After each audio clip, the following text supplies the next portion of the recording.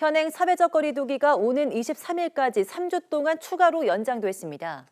지난 2월 중순부터 시행된 수도권 2단계 거리 두기와 5인 이상 모임 금지 등 조치가 석 달가량 이어지게 되는 겁니다. 대체로 필요성에 공감하지만 반발하는 목소리도 나오고 있습니다. 신준명 기자입니다. 수도권 2단계, 비수도권은 1.5단계인 현행 사회적 거리 두기가 오는 23일까지 3주간 더 연장됩니다.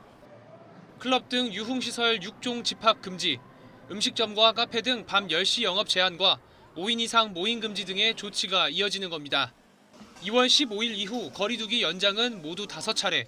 여전히 추가 확진자가 쏟아지는 상황인 만큼 많은 시민이 연장 필요성에 공감하는 모습입니다. 차라리 오히려 더 강화를 해서 최대한 줄일 수 있을 만큼 줄이고 좀 빨리 좀 다시 회복을 하는 게 낫다고 생각해요. 더디지만 매출이 회복되고 있는 실내 체육시설 업계는 방역이 강화되지 않는 건 다행이라는 반응입니다.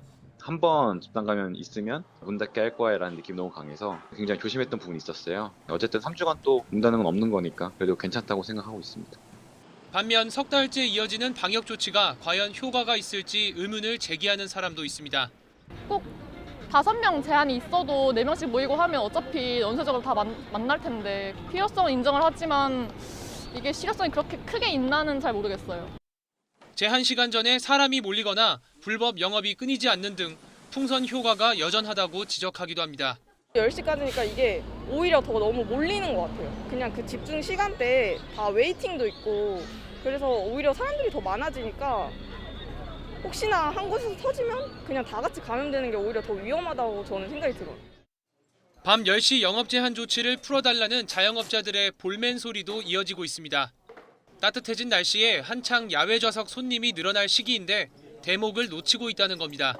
저희들 매출이 한 3분의 2는 줄었고요. 거리두기 탭을 건너뛰기는 그냥 2대 영업시간을 한두 시간을 더 늘려줘야 저희들 같은 자영업자가 좀 더 살아날 것 같아요. 정부는 백신 접종이 차질 없이 진행되고 신규 확진자 수가 1,000명 이하로 통제된다면 오는 7월부터 다중이용시설 영업금지 최소화 등을 골자로 하는 거리두기 개편안을 시행한다는 방침입니다. 하지만 접종률이 높아지면서 방역을 완화했다가 확진자가 급증한 해외 사례도 있는 만큼 신중하게 검토해야 한다는 목소리도 나옵니다. YTN 신준명입니다.